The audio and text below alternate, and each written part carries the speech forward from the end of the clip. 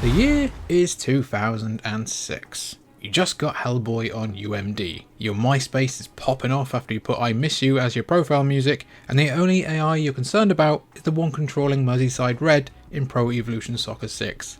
Life is good. Leading up to 2004, Sony shrunk its current hardware into a handheld unit. This meant taking PlayStation media on the road, so we could travel for the likes of Solid Snake, Ratchet & Clank, Sora, and so many other PlayStation mascots. By 2005, the concept became reality when the PlayStation Portable, otherwise known as the PSP, landed in consumers' hands. Its library of tiny disc games took a little bit to build up, but by its discontinuation in 2014, the PSP had amassed just over 1,900 games. That's a lot of games. So, we here at Culture Vultures are here to remember the best PSP games and pay tribute to those that really helped sell the idea of a handheld PlayStation console. Sony may have sadly since stepped away from the handheld market after the disappointment of the Vita, long live the Vita, rest in peace, but we still have the memories of enjoying these 20 gems. Whether we were shoveling cake into our faces or building an army through rhythmic battle cries, we won't soon forget the best games on the PSP. Number 20, Fat Princess, Fistful of Cake. Imagine if the flag in Capture the Flag was replaced by a princess, and then that princess had a significant weight problem. That's ultimately the concept behind Fistful of Cake, the handheld version of the PS3 title. Players take control of one of several fantasy-inspired classes, from a sword-wielding warrior to a magical mage, to rescue their robust princess from behind enemy lines. Each match is a round of chaos as players go tit for tat, slaying one another and making minimal progress with their overweight royalty. Fistful of Cake expands upon the PS3 version with a beefier single-player story, 4 new multiplayer modes, and 6 additional levels. The concept may sound ridiculous, but it's the best kind of ridiculousness. Could the game called Fat Princess get made today, the culture being what it is? Oh, absolutely not. Could you imagine Twitter? Oh. Number 19, Ys, The Oath in Felghana. Often, the PSP didn't get completely original titles, but instead remakes, rehashes, or re-releases of older games. The Oath in Felghana is a remake of Ys 3, Wanderers from Ys, using gameplay elements from the Ark of Nephestim. Ys has some funny names, doesn't it? When an evil presence threatens the people of Felghana in the wakes of the events of Ys 2, Adol Christin and company spring into action to save the town and vanquish the villainy. It's a simple concept, but it delivers a memorable handheld experience. Action role-playing games did fairly well on the PSP, and Ys was no outlier. The streamlined mechanics from the 6th entry allowed Nihon Falcom to focus primarily on building an engaging combat system, though not developed specifically for the handheld, as the game was released 5 years earlier on PC in Japan before ever hitting Sony's PSP. The remake translated well into the handheld space. Number 18, Burnout Legends. Take to the streets in one of the most destructive races to come to gaming. Burnout sets the stage for a forward-moving street-level demolition derby, where the goal is to knock out your opponents and cross the finish line before other drivers. Legends just shrunk the experience down a bit for the PSP, while still delivering on the high-octane hilarity and massive damages. Players have to both know how to navigate city streets and leverage the weight of their vehicle to demolish the competition. Every crash and manoeuvre to trick the opposition into oncoming traffic is incredibly satisfying, even more so than finishing in first. Lads, look, sometimes violence is the answer, okay? Legends may have ultimately been a remix of the larger takedown that was released on consoles, but it held up well on the small unit. Now EA, how about you release Criterion from the Need for Speed content mines and let them make a new goddamn Burnout game, you cowards. Number 17, Tekken, Dark Resurrection. Release a Tekken game onto your console, and it's almost a guarantee that a community of players will flood to it. Dark Resurrection may have simply been a port of a console and arcade launch, plus a few added perks, but 18 handled it so well that not only is it one of the best PSP games to ever release, the handheld port helped pad Namco's bottom line in 2007. Along with the core Tekken fighting experience, the PSP version of Dark Resurrection featured a dojo, where ghosts of other players posed a unique challenge. It also ran at a buttery smooth 60 FPS and featured game sharing, so players only needed one copy of the game when duking it out over ad hoc. Is this anyone else's favourite Tekken game ever, or is that just me? Is that weird? Let me know down below. Number 16, Ridge Racer. Yeah, Ridge Racer. One of the biggest appeals of the PSP was being able to take fan favourite games on the road. Metal Gear Solid, Final Fantasy, God of War. They all made use of the handheld landscape and provided hours of fun. But it was titles like Ridge Racer that we would pop in more frequently when we wanted something simple and quick to jump into while we played PlayStation portably. And of course, who can forget that iconic E3 2006 moment? It's Ridge Racer! Ridge Racer! Remember that one? The series' staple drift racing worked well on the PSP, and the handheld's ad hoc and Wi-Fi capabilities allowed for a relatively smooth 8-player multiplayer. As a launch title for the PSP, Ridge Racer was a well-rounded experience that showed a bit of what the handheld could do, setting the stage for other racing games that would kill it on the PlayStation Portable. Number 15, a game I thought was literally called Lumines until 5 minutes ago, Lumines Puzzle Fusion. There's always one game at a console's launch that players jump into warily, assuming they'll be sorely disappointed. Lumines was probably that game for the PSP's release, largely because it seemed like nothing more than a Tetris clone. And yes, it does bear some similarities to the classic puzzler, but game designer Tetsuya Mitsuguchi sought more than to reinvent the wheel. Puzzle Fusion takes the root concept of Tetris, which is to line up shapes to clear the board, and adds colour and dynamic soundtrack to enhance the user experience. The result was a series of follow-ups and proof that the PSP could work with a variety of genres. Also a delightfully fun game that helped pass the time on flights and long drives. Lumines was most recently seen with a remaster in 2018, but the original PSP version still holds up very well indeed. Number 14, Daxter.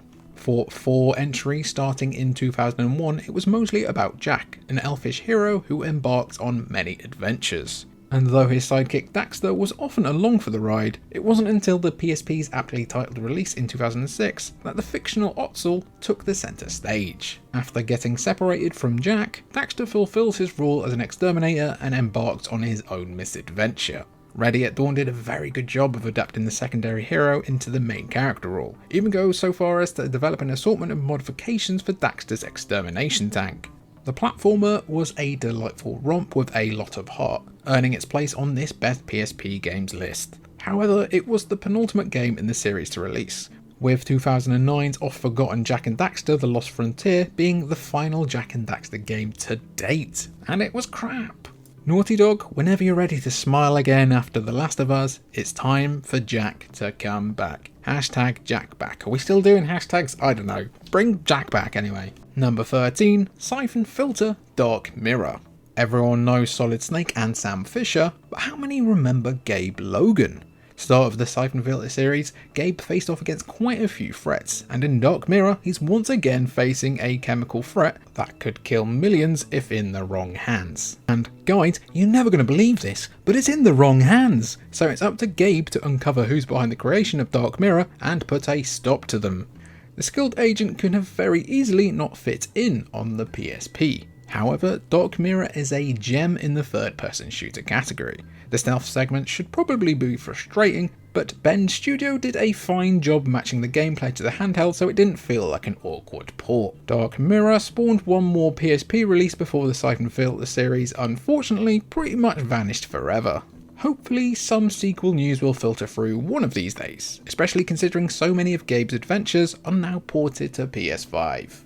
Number 12, Medievil Resurrection. For some reason, Sir Daniel Fortesque didn't make a big enough splash to warrant a long-running series. But what we did get off the skeletal hero we certainly enjoyed, especially Resurrection, the PSP reimagining of the original game, which was released 7 years earlier on the PS1. Though Resurrection follows the original's narrative quite a bit, SCE Cambridge threw in a few extras to really make this feel like an updated experience. Chief among the new features are arcade-style minigames and a subplot following the Anubis Stone.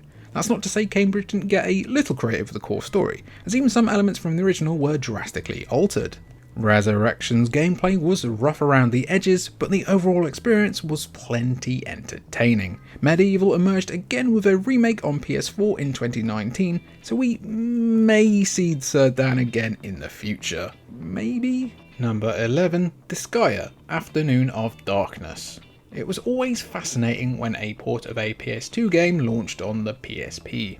there was a 50-50 shot that it would either be terrible or something completely elevated, complete with new content and all new ways to enjoy the experience. Disgaea Afternoon of Darkness falls under the latter category, as a port of PS2's Hour of Darkness.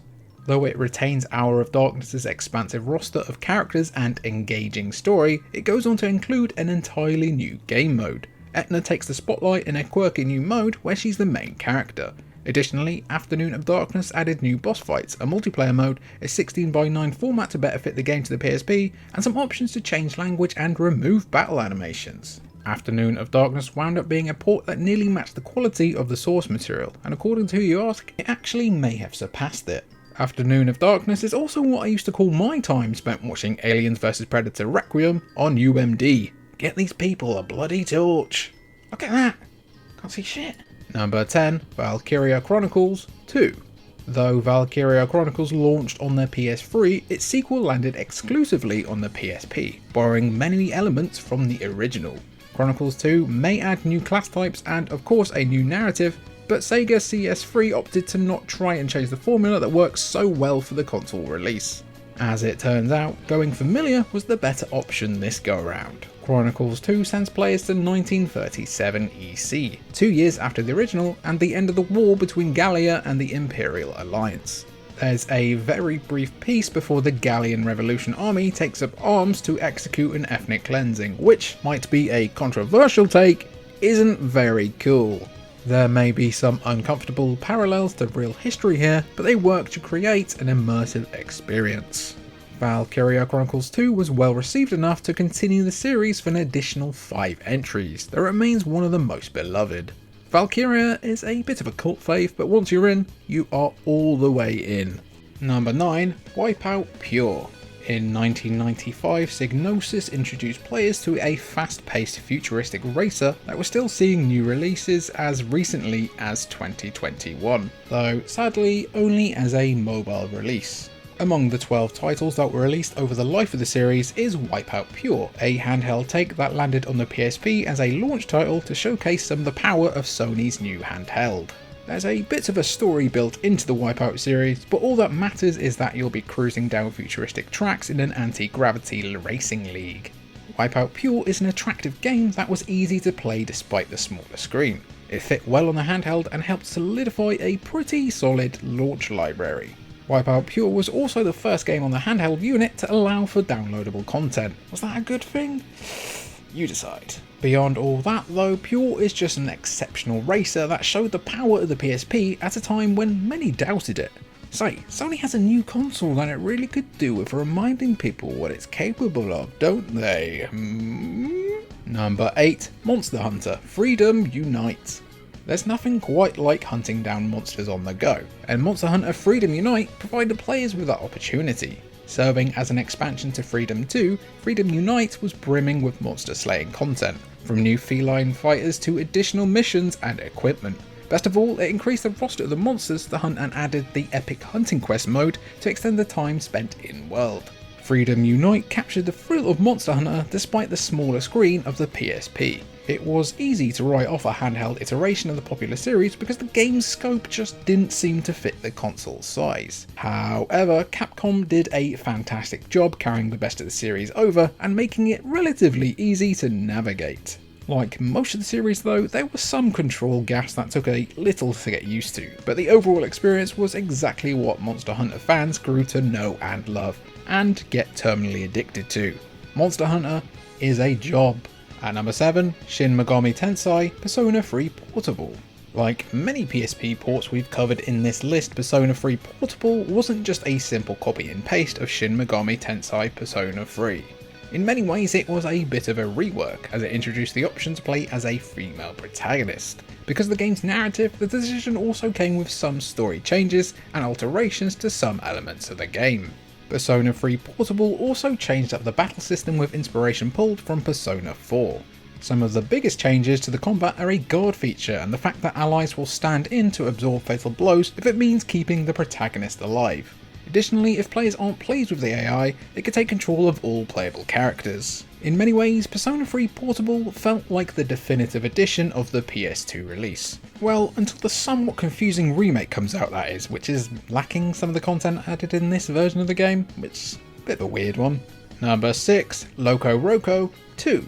In platforming games, we're so used to playing as the plucky protagonist, leaping and dodging our way across perilous environments. Locoroco changed things up quite a bit, instead putting players in the proverbial shoes of the planet all this action unfolds on. The formula works so well that Japan's studio returned with a game that, mechanically, uses the same concept with a few changes to add depth to the experience. Using the PSP shoulder buttons, players tilt the world to help the titular critters cross and avoid various dangers. The little Locoroco comes together and fall apart depending on the needs of the scenario, and it's up to you to problem solve your way to the end. Locoroco was a unique way to tackle a platforming game, and Locoroco 2 just did a little bit better with additional traversal options, new abilities and more. Would Sony fund a game like this these days? We're not so sure. Number 5, Patapon. It can feel good to be a god, at least depending on what universe you're in. For the deity of Patapon, an entire race of tiny cyclops worship them, singing their tribal songs as they march across colourful and stylistic backgrounds. Of course, what would a game be without a little danger? In Patapon, it's either hungry beasts or rival armies, all of which threaten the numbers of your growing tribe. Follow on-screen prompts like a rudimentary rhythm game to attack or defend your position. Before the fight, you'll outfit your army with 3 different units, pulling from the typical roster of fantastical units like a sword and shield warrior, cavalry units, archers and more. Patapon was nothing short of addictive and really kept players engrossed with surprisingly deep, strategic gameplay and the rhythmic pounding of a tribal drum. Even with a PS4 remaster, Patapon is still a bit of a hidden gem, so be sure to check it out. Number 4, Grand Theft Auto Vice City Stories. Grand Theft Auto games are not by any means small. A game like Vice City Stories really showcased the power of the PSP, which proved time and time again that it was more than capable of rich narratives and deep adventures. While some developers went the easy route with linear experiences, Rockstar went above and beyond, recreating the world of Vice City and thrusting players right back into it. It's like you never left, as you're immediately dragged into the inner workings of the city's criminal underbelly. Serving as a prequel to Vice City Stories shrunk the scope a little while still remaining quite broad. One of the best parts of Vice City Stories is that it depicts the growth the city underwent leading up to the events of Vice City. Some buildings under construction in Vice City Stories are completed in Vice City. It's not much, but helps depict a living, breathing world, while also smartly getting around some of the restrictions of the PSP. Vice City Stories suffered a little bit from general gameplay hiccups, which, to be expected for a portable open world game in 2006, but it otherwise did the long-running series proud. Now, who remembers playing your own songs as a radio station? That's heritage right there. Number 3, God of War Ghost of Sparta. Maybe one of the most exciting titles to land on the PSP, Ghost of Sparta isn't some weird spin-off that loses focus of the core series. It is, through and through, a God of War game, right down to the god slaying and bad guy butchering. Kratos is back in the 4th chronological release in the series, taking place between God of War and God of War 2. Equipped with the devastating blades of Athena, Kratos rips and tears through the gods of Olympus on what feels like an impossible quest. While Ghost of Sparta doesn't progress his slaughter of the Pantheon too much, it does give a bit of backstory to Kratos and his brother Deimos. The game also establishes more about Kratos' relationships, but those details are best left unknown until you dive into the hack and slash enjoyment of God of War. Number 2, Metal Gear Solid Peace Walker. Snake Eater introduced players to a young big boss before he is corrupted by his own trauma and ideals and turned into Metal Gear's villain. Peace Walker picks up after Snake Eater and further expands upon boss's rises to power in a handheld experience that does a great job of managing the sheer narrative scope of the Metal Gear Solid series. As the leader of the Militaires Sans Frontières, Soldiers Without Borders between you and me, Boss oversees Mother Base in an entirely new way to enjoy Metal Gear. Strategy is needed to be successful in Peace Walker, as embarking on stealth missions is only half the battle. Boss must also manage his people, assigning them specific rules or sending them out into the field for side missions. Peace Walker feels like the framework for what the Phantom Pain became, and on top of being one of the best PSP games ever, it's definitely up there as one of the greatest Metal Gear games to date. And number 1, Final Fantasy Tactics: The War of the Lions. Back in 1997, Square released a game that would effectively absorb the time of so many PS1 players. We're of course not talking about the underground cult hit Final Fantasy VII, but Final Fantasy Tactics. Final Fantasy Tactics was a strategic RPG that deserved every ounce of praise it received. The War of the Lions is a return to that classic title, complete with visual and mechanical upgrades. Players oversee a team of heroes and assign them unique jobs that grant different abilities or stats. Every decision is crucial to how the game will play out, and a choice made in Mission 5 could really lose the game for you in Mission 20 if you're not careful. It's all about thinking of the future with each choice to better guarantee a victory in each mission with minimal losses. The War of the Lions is in most ways an improvement over Final Fantasy Tactics while retaining much of what made the game so good to begin with. If you want to make a portable tactics game, let The War of the Lions be your guide. And if you're looking for the best PSP game ever, look no further. Hello again, Destruction All-Stars fans. It's me, Jim Ryan. If you ever want to see Naughty Dog released from the misery content mines ever again, you will have to share a like and drop a follow down in the subscribe. Also, be sure to let me know which is your favourite PSP game down below, and I'll be sure to never ever port it. Again, it's me, Jim Ryan. Please play Destruction All-Stars. Goodbye.